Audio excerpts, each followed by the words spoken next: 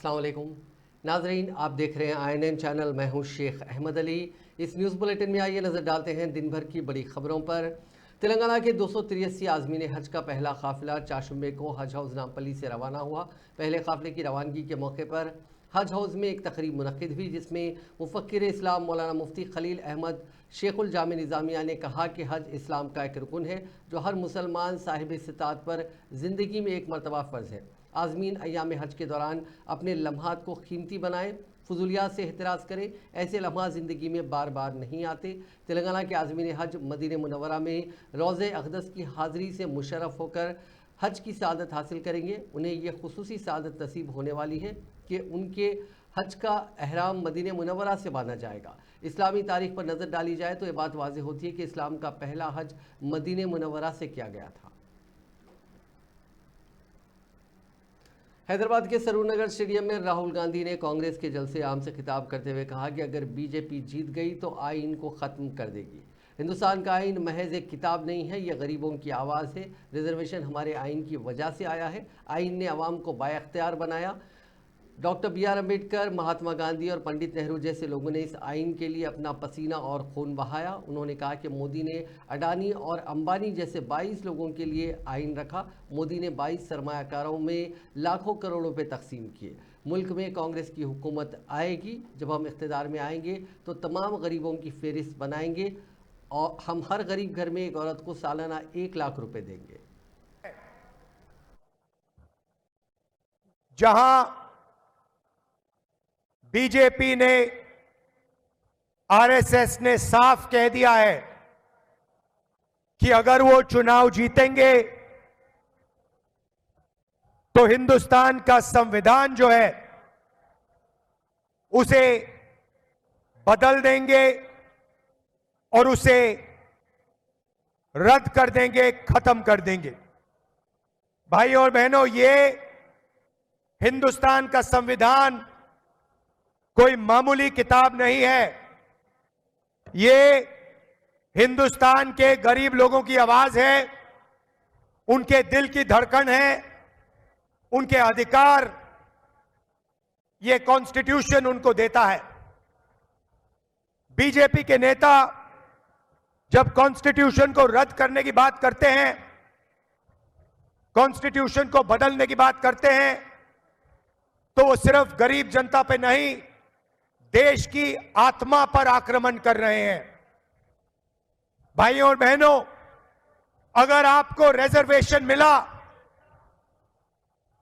तो इस किताब ने, इस संविधान ने आपको रिजर्वेशन दिया। अब अगर आपको देश में अधिकार मिलते हैं तो अधिकार इस कॉन्स्टिट्यूशन ने दिया, इस किताब ने दिया। इसके लिए अंबेडकर जी, महात्मा गांधी, जवाहरलाल नेहरू लड़े थे, सालों जेल गए, अपना खून पसीना दिया। और अब बीजेपी के लोग सोचते हैं कि उनके काम को, उनके कर्मों को नष्ट किया जा सकता है। मैं स्टेज से आपको कहना चाहता हूं, दुनिया में कोई भी शक्ति इस कॉन्स्टिट्यूशन को रद्द नहीं कर सकती है। यह कॉन्स्टिट्यूशन की रक्षा कांग्रेस पार्टी, रेवंत रेड्डी, राहुल गांधी, खड़गे जी, सारे के सारे मिलके करेंगे। देश की जनता करेगी, देश के पिछड़े लोग, देश के दलित, देश के आदिवासी, देश के किसान, देश के मजदूर सब करेंगे। भाई और बहनों, पिछले 10 सालों में नरेंद्र मोदी ने 22 लोगों के लिए सरकार चलाई है। अदानी, अंबानी जैसे लोगों के लिए उन्होंने सब कुछ किया।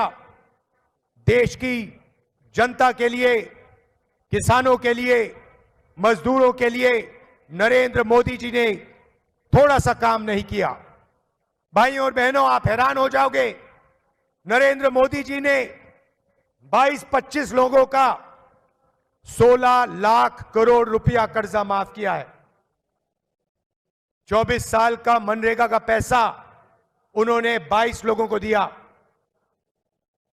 कांग्रेस पार्टी ने मन बना लिया है, खड़गे जी ने, सोनिया जी ने, मैंने, रेवंत रेड्डी जी ने, तेलंगाना के सब नेताओं ने मन बना लिया है कि अगर बीजेपी 22 अरबपति तैयार कर सकती है, तो कांग्रेस। वजीर आला रेवंत रेड्डी ने कहा कि कांग्रेस का निशाना रियासत की 17 लोकसभा सीटों में से 14 सीटें जीतना है, तमाम पार्टी को दोहरे अदद में निशस्तें हासिल होंगी। उन्होंने मीडिया से बात करते हुए कहा कि तेलंगाना के अवाम के बारे में वो जानते हैं, बीजेपी को तेलंगाना से कोई लेना देना नहीं है, क्योंकि वज़ीर आज़म नरेंद्र मोदी ने लोकसभा के बजट सेशन में ये कहा था कि तेलंगाना को रियासत का दर्जा देकर कांग्रेस ने बड़ी गलती की।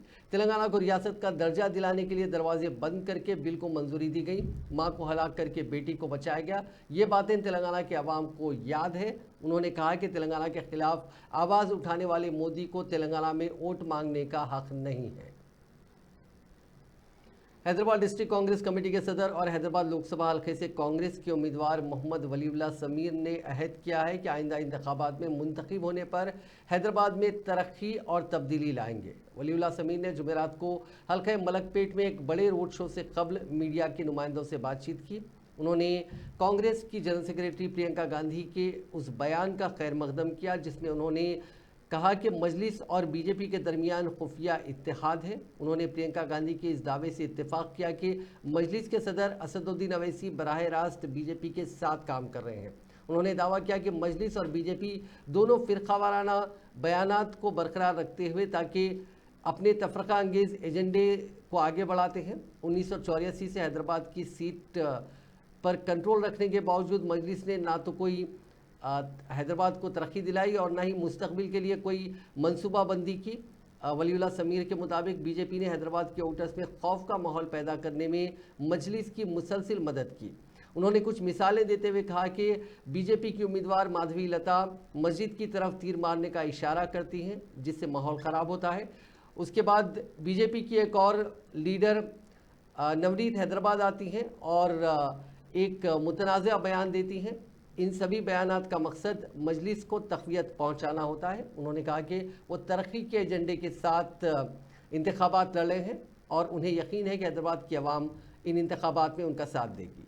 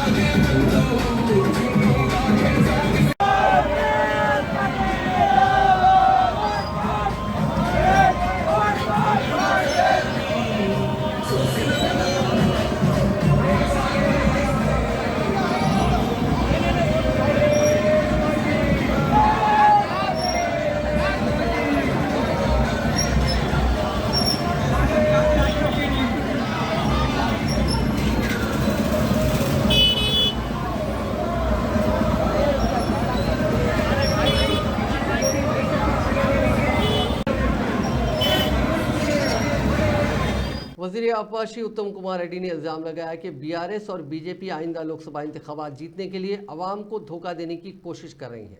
उन्होंने जुमेरात को गांधी भवन में मीडिया से बात करते हुए श्रीकांतचारी की वालदा, जिन्होंने तेलंगाना रियासत के लिए अपनी जान कुर्बान कर दी थी, उनकी कांग्रेस में शमूलियत का ऐलान किया। उत्तम कुमार रेड्डी और दीगर कायदीन ने शंकर अम्मा का खंडवा पहनाकर इस्तकबाल किया। उत्तम कुमार रेड्डी ने तेलंगाना की रियासत के लिए श्रीकांतचारी की अजीम कुर्बानी का एतराफ़ किया और कहा कि शंकर अम्मा ने पहले तवील अरसे तक बीआरएस के साथ काम किया, यहाँ तक कि हुजूरनगर से 2018 के असेंबली इंतखाबात में भी उनके खिलाफ लड़ी थी। ताहम उन्होंने इस बात पर जोर दिया कि उनके दरमियान कभी कोई ज़ाती मुखासिमत नहीं रही। शंकर अम्मा के कांग्रेस में शामिल होने के बाद उत्तम कुमार रेड्डी ने तबसरा किया कि हुजूरनगर में बीआरएस पार्टी अब तकरीबन खाली हो चुकी है।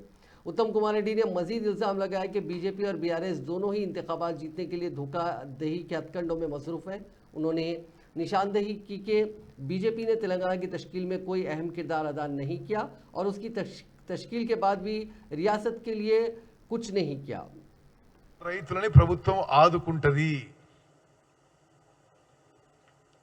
మేము ఈ ఎన్నికల్లో అద్భుత విజయం సాధించబోతున్నాం। మాకు 13 స్థానాలు గెలవడం ఖాయం।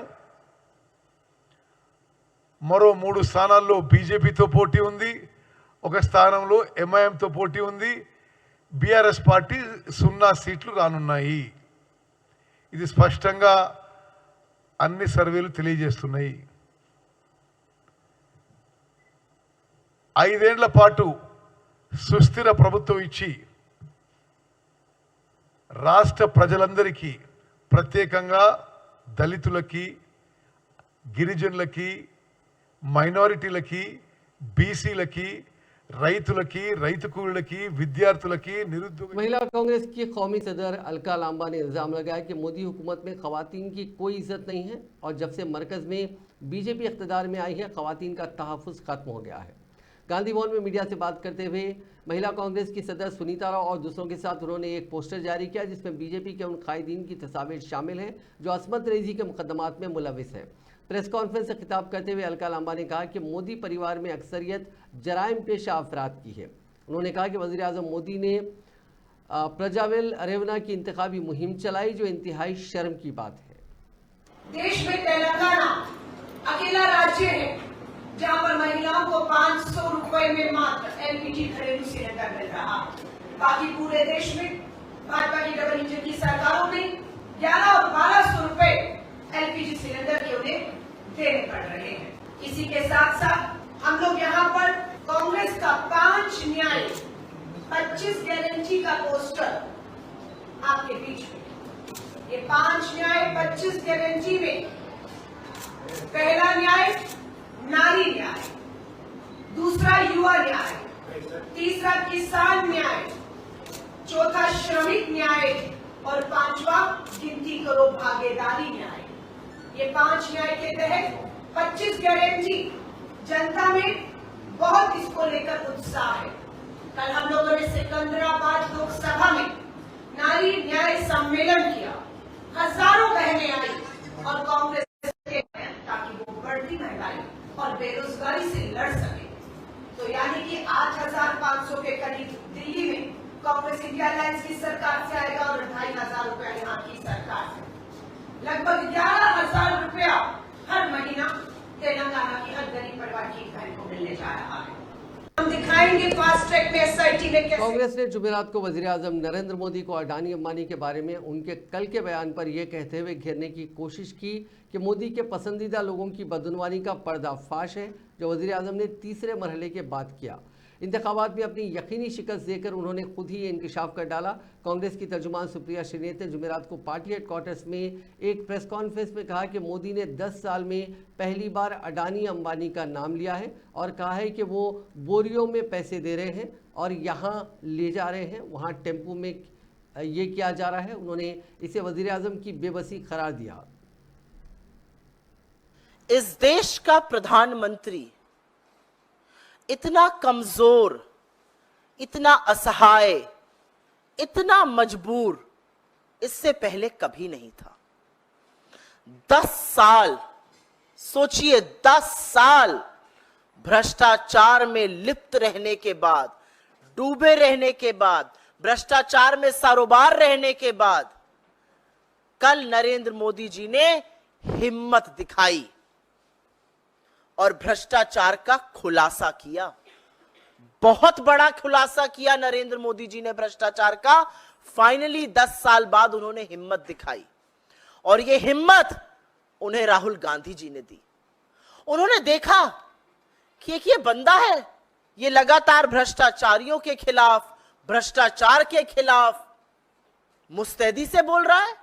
एक ये बंदा है जो बिना डरे, बेखौफ, निर्भीक, निडर होकर, डंके की चोट पर सीना ठोककर भ्रष्टाचारियों की कलई खोल रहा है।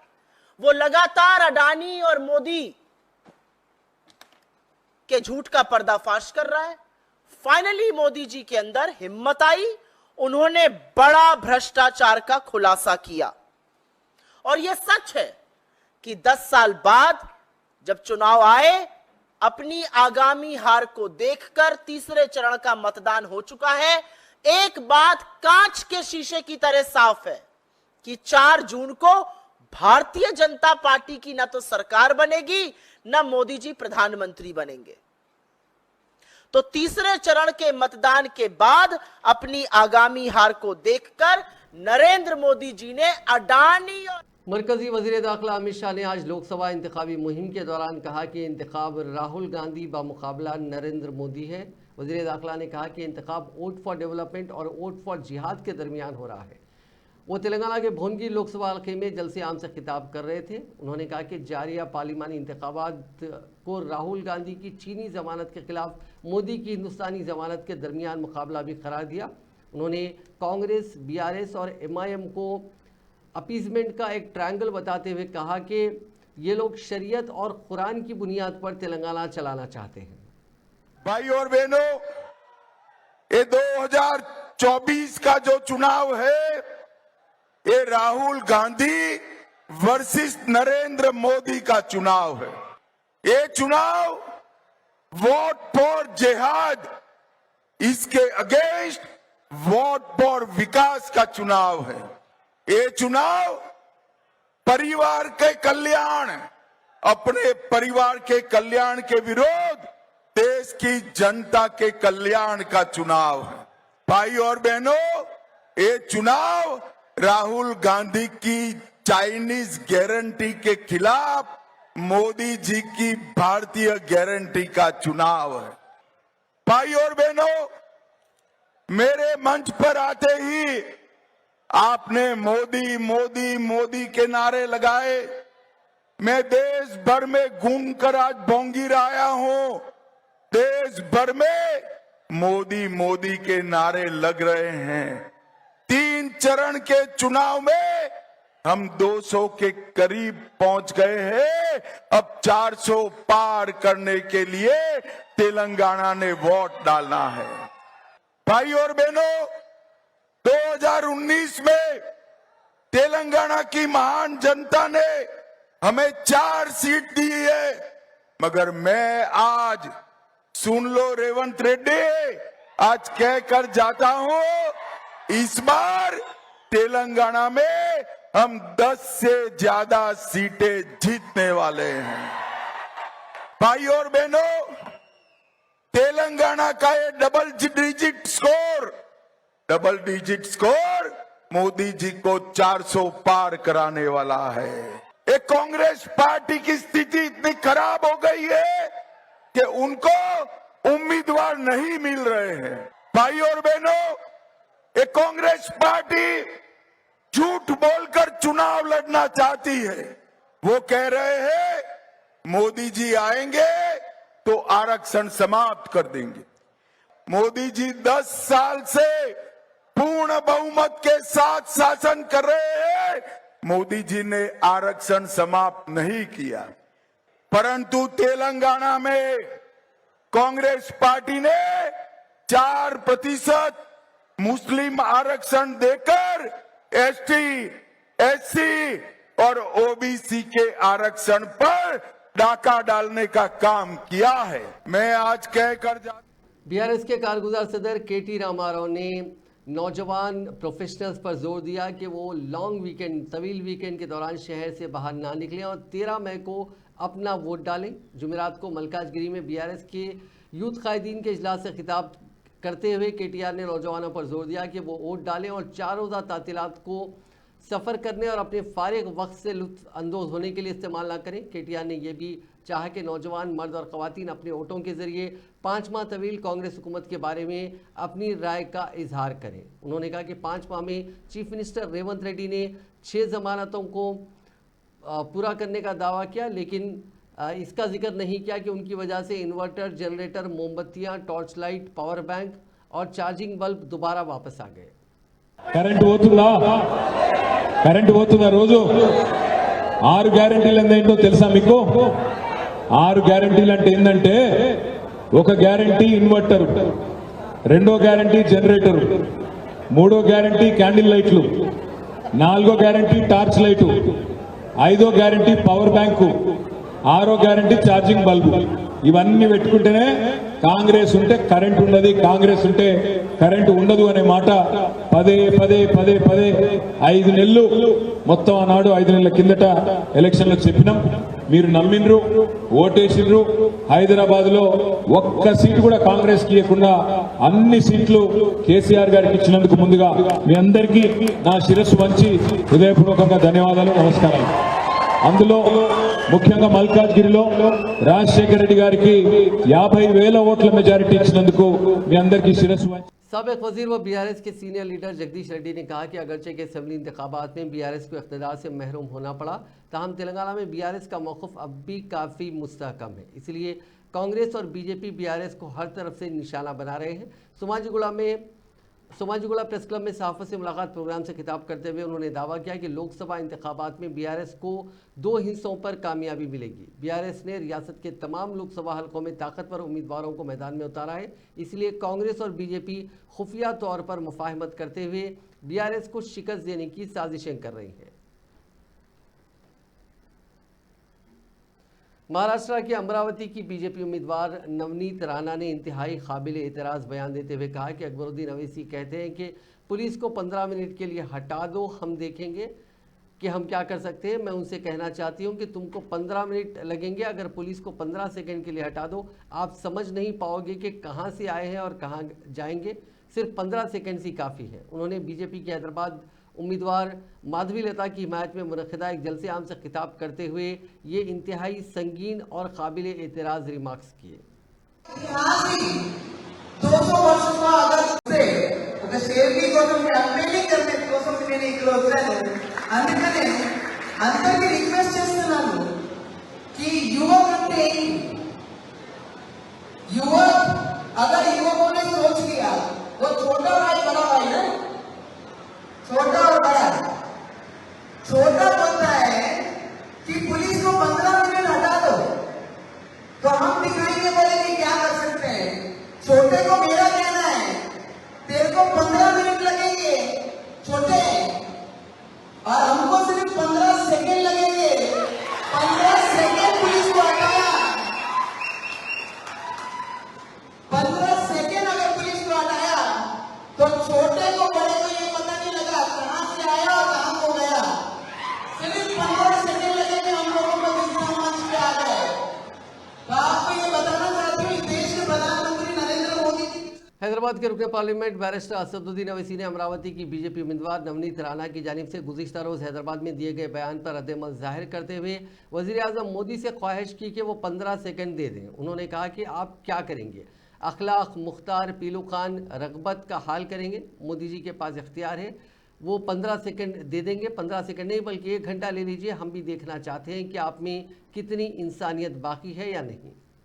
15 सेकंड दे दीजिए आप, बिल्कुल 15 सेकंड दे दीजिए। आप क्या करेंगे, अखलाक का हाल करेंगे, जैसा मुख्तार को किया वही करेंगे, या पीलू खान या फिर अपना रकबर, बिल्कुल आप दे दीजिए। मोदी जी के पास इख्तियार है, दे दीजिए 15 सेकंड। 15 सेकंड ने बल्कि 1 घंटा ले लीजिए ना।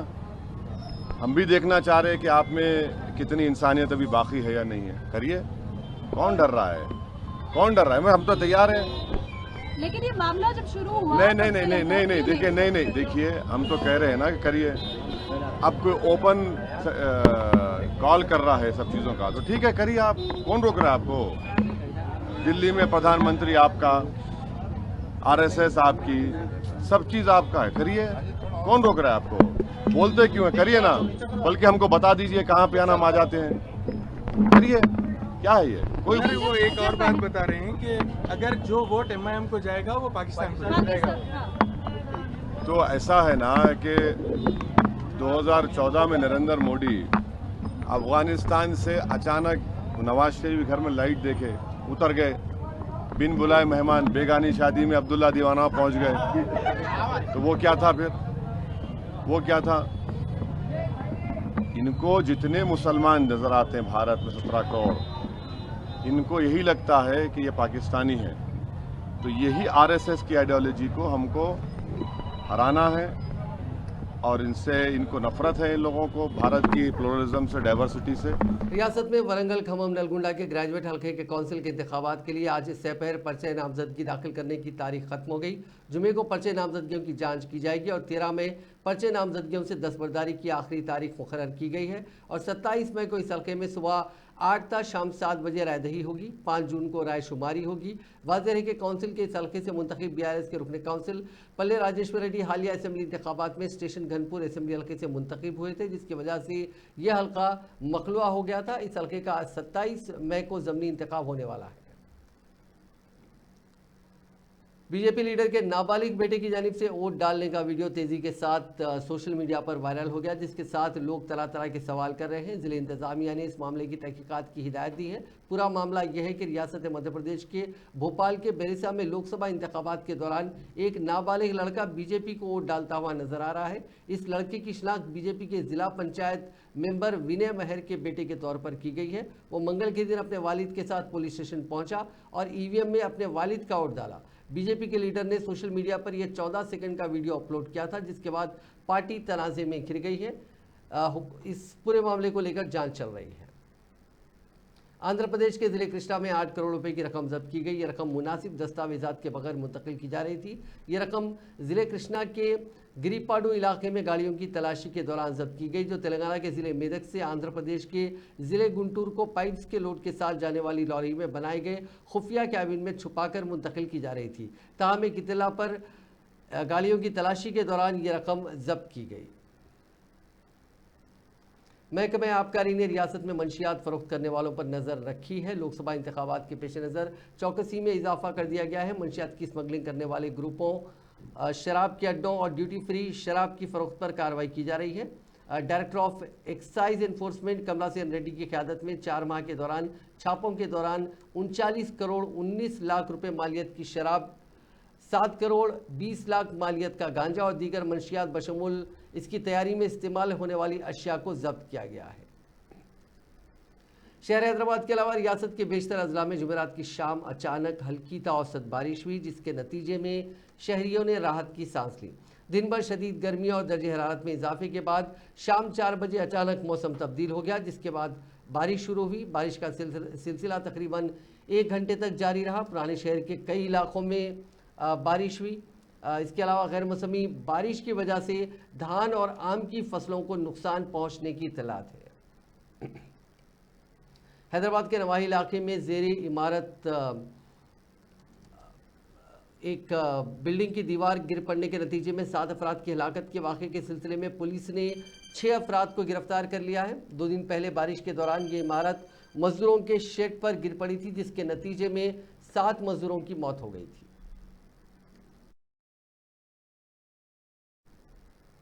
आरटीसी बस ड्राइवर ने लकड़ी का पुल पर एक खातून को बस में सवार होने की इजाज़त देने से इनकार कर दिया और ये उससे ये कहा गया कि बस ओवरलोड हो चुकी है।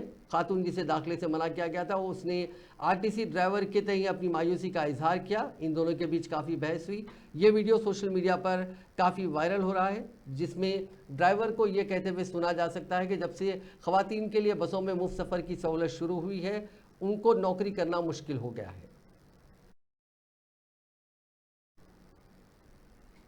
नाजरीन, इस न्यूज़ बुलेटिन में बस इतना ही। आप देखते रहिए INN चैनल।